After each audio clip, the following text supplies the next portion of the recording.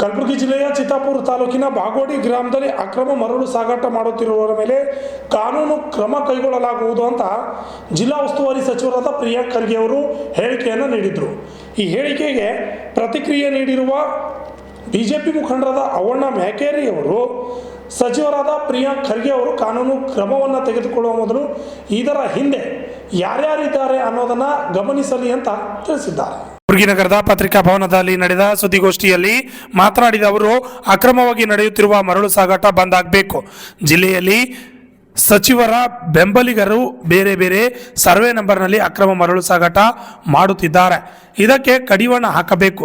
ಅದೇ ರೀತಿಯಲ್ಲಿ ಮೃತ ಶ್ರೀಧರ್ ಅವರ ಕುಟುಂಬಕ್ಕೆ 50 ಲಕ್ಷ ಪರಿಹಾರ ನೀಡಬೇಕೆಂದು ತಿಳಿಸಿದರು.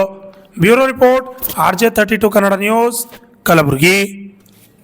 ನಾವು ಮಾಡುವಂಥ ಆರೋಪ ಏನು ಸರಿ ಇಲ್ಲ ಅಂದ್ರೆ ಇವತ್ತಿನ ದಿವಸ ನಿನ್ನೆ ಇಲ್ಲೇ ತಮ್ಮ ಪಕ್ಷದ ಜಿಲ್ಲಾ ಉಪಾಧ್ಯಕ್ಷರಾದಂಥ ಸದಾದುದ್ದೀನ್ ಅನ್ಸೂರಿ ಅವರೇ ಇವಾಗ ಸುದ್ದಿಗೋಷ್ಠಿ ಮಾಡಿ ಹೇಳಿದ್ದಾರೆ. ಏನಂದ್ರೆ ನಂದು ಸರ್ವೆ ನಂಬರ್ 53ರಲ್ಲಿ 4 ಎಕರೆ 13 ಗುಂಟ ಏನು ಪ್ರದೇಶದಲ್ಲಿ ಒತ್ತುವರಿ ಮಾಡಿ 13 ಜನ ಸಹಚರರು ಕೂಡಿಕೊಂಡು ಅಕ್ರಮವಾಗಿ ನನ್ನ ಹೊಲದಲ್ಲಿ ಇವತ್ತಿನ ಮರಳುಗಾರಿಕೆ ಮಾಡಿ ಸುಮಾರು 13.52 ಕೋಟಿ ರೂಪಾಯಿ ಇವತ್ತು ನಮ್ಗೆ ಹಾನಿ ಮಾಡ್ಯಾರ. ಅವ್ರಿಗೆ ಯಾವುದೋ ರಾಯಲ್ಟಿ ಕಟ್ಟಿಲ್ಲ ಅಂಥೇಳಿ ಈ ರೀತಿಯಾಗಿ ಅವರೇ ಆರೋಪ ಮಾಡ್ಯಾರ.